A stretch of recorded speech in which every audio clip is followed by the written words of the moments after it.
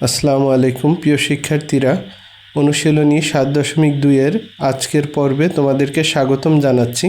দেখো, আজকের 13 নম্বর প্রশ্নটিতে বলা আছে যে একটি ক্রিকেট খেলায় ইমন ও সুমনের মোট রান সংখ্যা 58 বা 58।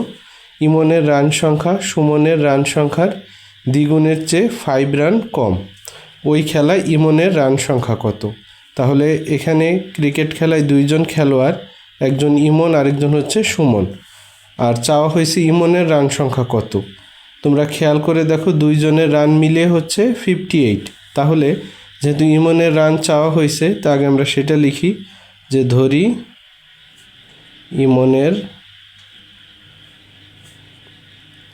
রান সংখ্যা সমান এক্স, সুতরাং আরেকজনকে সুমন, সুতরাং সুমনের রান সংখ্যা কত হবে? দেখো, দুইজনে মিলে করেছে 58 রান, তার মধ্যে একজনের যদি এক্স হয় তাহলে আরেকজনের কি হবে? এই দুইজনের রান থেকে আরেকজনের রান বাদ দিলেই কি অন্যজনের রান পাওয়া যাবে। তা এখন পরের শর্তে বলা আছে যে ইমনের রান সংখ্যা সুমনের রান সংখ্যার দ্বিগুণের চেয়ে 5 রান কম। অর্থাৎ ইমনের রান সংখ্যা হচ্ছে এক্স, সেটা হবে কি সুমনের রান সংখ্যার দ্বিগুণের চেয়ে 5 রান কম। অর্থাৎ সুমনের রান সংখ্যা হচ্ছে এইটার দ্বিগুণের চেয়ে কী হবে? 5 রান কম হবে। তাহলে প্রশ্ন মতে কি ইমনের রান সংখ্যা সেটা হচ্ছে এক্স সমান হবে সুমনের রান সংখ্যার দ্বিগুণ। সুমনের রান সংখ্যা কত? 58 মাইনাস এক্স, তার দ্বিগুণ কত? অর্থাৎ সামনে 2 বসাই দিলেই কি দ্বিগুণ হয়ে যাবে। বলা হয়েছে দ্বিগুণের চেয়ে 5 রান কম, তাই এই 5টা মাইনাস করে দিব। তারপরে দেখো, বা এক্স সমান, এখন 2 এর সাথে তোমরা জানো এই দুইটারই পদেরই গুণ। 2 এর সাথে 58 গুণ হলে হয় 116, মাইনাস 2 এর সাথে এক্সের গুণ হলে হয় 2x, আর ওই মাইনাস 5। এখন আমরা এক্সের সাথে যদি এক্স আনি, এই পাশে এক্স আছে, ওই মাইনাস 2x এই পাশে এসে হবে প্লাস 2x সমান এখানে কত? 116 বিয়োগ 5, 116 থেকে 5 বিয়োগ করলে 111 হয়। তাহলে এক্স আর 2x যোগ করলে হয় 3x সমান 111 বা 111 বা এক্স। এখন দেখো 3x ইকুয়াল টু কত? 111। এখান থেকে যদি তুমি এক্সের মান বের করো তাহলে কি করতে হবে? উভয় পক্ষকে 3 দিয়া ভাগ করতে হবে। আমরা সেই কাজটাই করে দিলাম।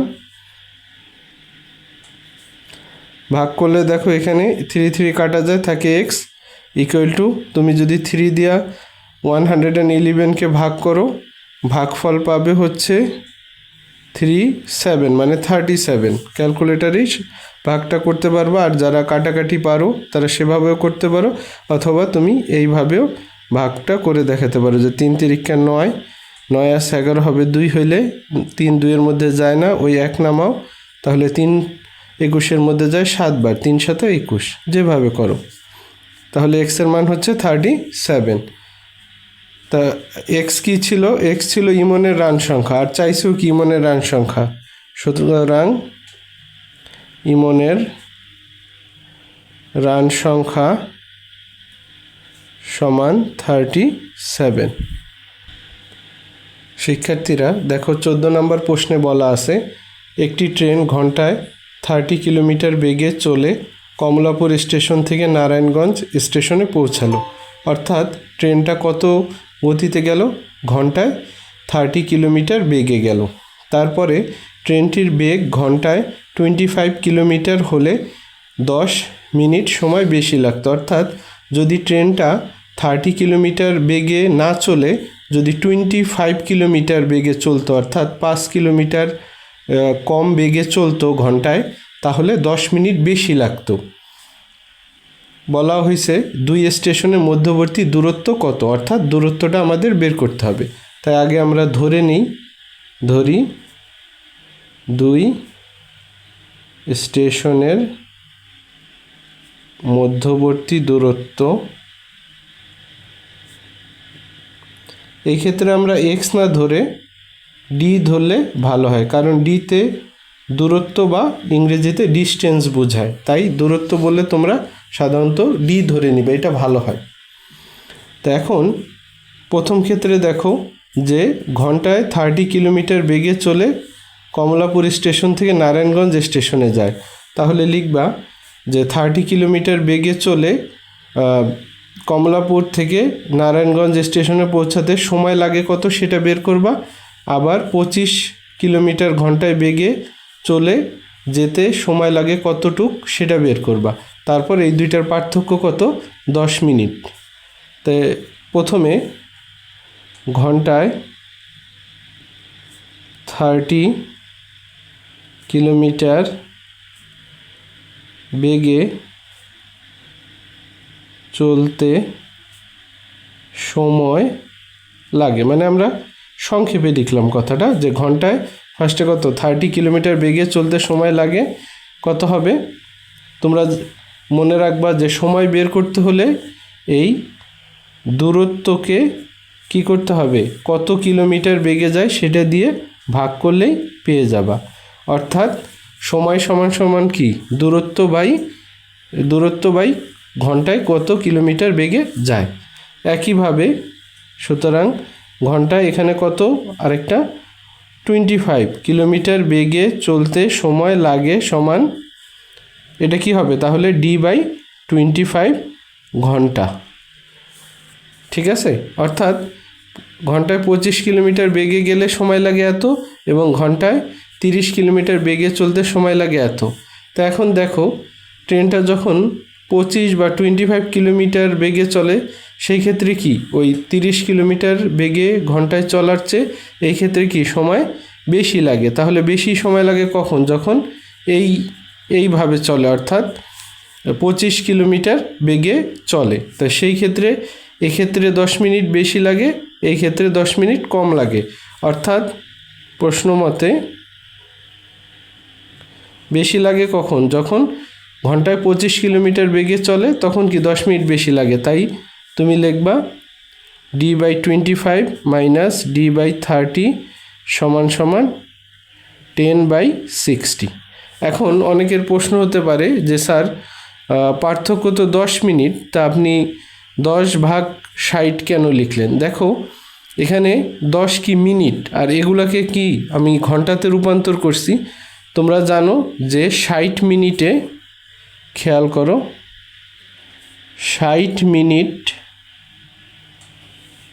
সমান কি 1 ঘন্টা। তো সুতরাং 10 মিনিটে কত হবে, 10/60 ঘন্টা। ঠিক আছে, অর্থাৎ 60 মিনিটে 1 ঘন্টা, 10 মিনিটে কত 10/60 ঘন্টা। তাই এই 10 মিনিটকে আমরা এভাবে কি করেছি, ঘন্টাতে রূপান্তর করেছি। এখন দেখো এখানে কি হয়, লসাগু হয়। তাহলে 25 আর 30 এর লসাগু কত, আমরা যদি এখানে করি সাইডে 25 আর 30 এর লসাগুটা একটু খেয়াল করে দেখো। 5 দিয়ে ভাগ করলে 5 × 5 = 25, 5 × 6 = 30। এখন 5 দিয়ে আবার করলে 5 × 1 = 5, 6, আবার 6 দিয়ে ভাগ করলে 6 × 1 = 6। তাহলে 5 × 5 = 25 গুণ 6, অর্থাৎ লসাগু হয় 150। তাহলে তোমরা লসাগুর নিয়ম জানো সবাই, লসাগু কিভাবে করে। এখন এই 150কে 25 দিয়ে ভাগ করলে কত হবে, 6 হয়। 6 দিয়ে ডিকে গুণ করলে কত হয়, 6D মাইনাস।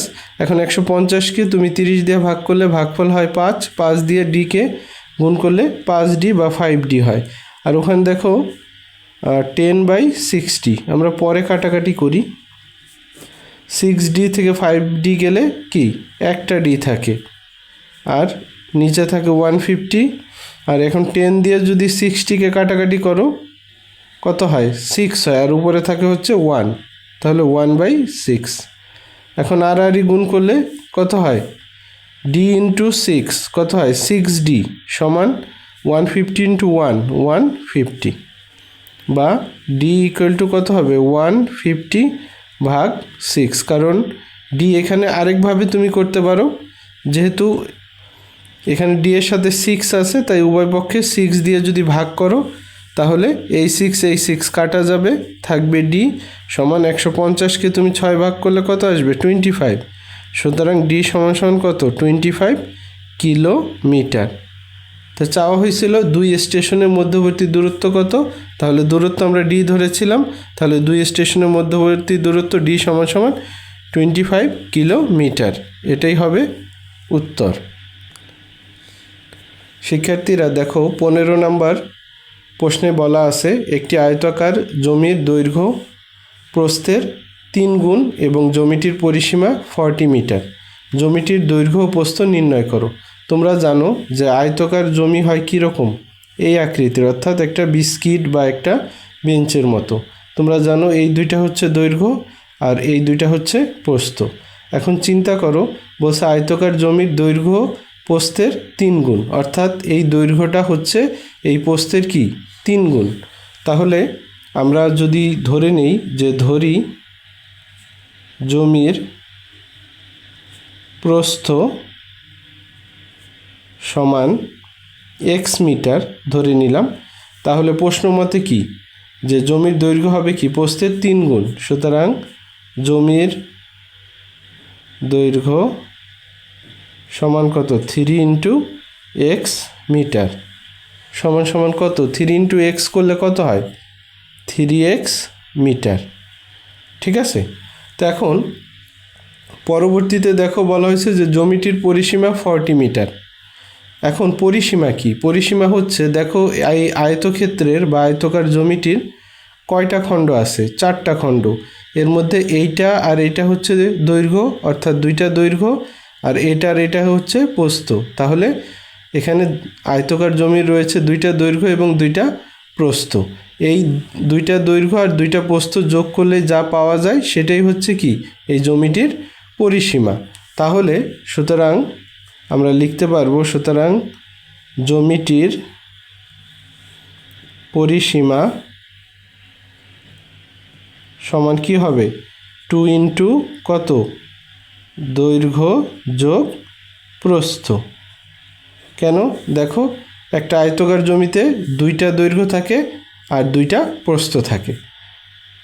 2 এখন দৈর্ঘ্য কত 3x আর প্লাস প্রস্থ কত x,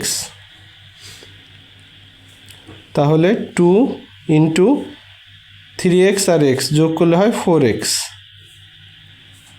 এখন 4xকে 2 গুণ করলে কত হয় 8x, অর্থাৎ জমিটির পরিসীমা কত 8x বের হয়েছে। তুমি দেখো প্রশ্নে এই পরিসীমার মান দেওয়া আছে কত 40 মিটার, তাই তুমি লিখে নিবা প্রশ্ন মতে এই পরিসীমা 8x সমান কত 40। এখন দেখো x এর সাথে 8 গুণ আছে, তাই 8 দিয়ে কি করতে হবে উভয় পক্ষকে ভাগ করতে হবে। ভাগ করলে এই 8 আর এই 8 ভাগ চলে যায় বা কাটা চলে যায়, থাকে হচ্ছে x, আর এখানে 40কে 8 দ্বারা ভাগ করলে ভাগফল হবে 5। সুতরাং x সমান সমান কি 5 মিটার। এখন x কি ছিল, x ছিল জমির প্রস্থ। তোমার কি চাওয়া হয়েছে যে জমিটির দৈর্ঘ্য প্রস্থ নির্ণয় করো। সুতরাং জমিটির প্রস্থ সমান সমান কত 5 মিটার, কারণ প্রস্থ ধরছিলাম x, এবং জমিটির দৈর্ঘ্য সমান কত 3x আছে, অর্থাৎ 3 ইন্টু এক্স এর মান কত 5, কত হয় 3 5 15 মিটার। তাহলে এটাই হবে অ্যান্সার। সুতরাং দৈর্ঘ্য সমান 15 মিটার ও প্রস্থ সমান কত 5 মিটার, এটাই অ্যান্সার লিখে দিবা। ঠিক আছে।